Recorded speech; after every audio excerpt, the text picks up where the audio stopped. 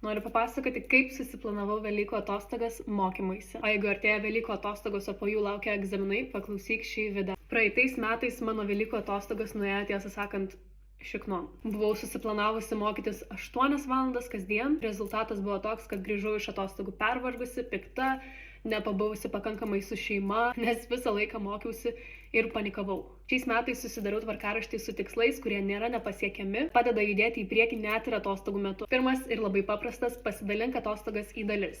Poilsio dienos, mokymosi dienos. Taip turėsi aišku tikslą, ką nori pasiekti ir tvarkaraštį tam. Šitą dalyką vadinu color coding. Peržiūriu kiekvieną dalyką, kurio man reikia pasimokyti medžiagą ir pasižymiu ją žalia, geltona, raudona. Žalia reiškia, kad reikia temą tik pasikartoti, medžiaga gana aiški. Geltona, jau esu kažkiek įsigilinus į temą, bet reikia dar įsigilinti. Raudona, aišku, nieko apie tai nežinau ir, gana nesiseka. Tai iš anksto įsivertinu savo atostogų metu galimą energijos lygį ir energijos užimtumą. Tai man padeda lengviau įsivažiuoti ir su laiku pereiti prie sunkesnių temų. Jeigu pasirinkau pradėti nuo žalios ar geltonos temos, pavyzdžiui, kad susipažinčiau su medžiaga, tai yra žalia tema, renkuosi klausyti podcast'o per Astra AI. Tai yra malonu ir aš galiu tiesiog gulėti ant sofos ir klausyti medžiagos kaip audio knygos. Vienintelis dalykas, kurio man reikia, tai tiesiog susikaupti.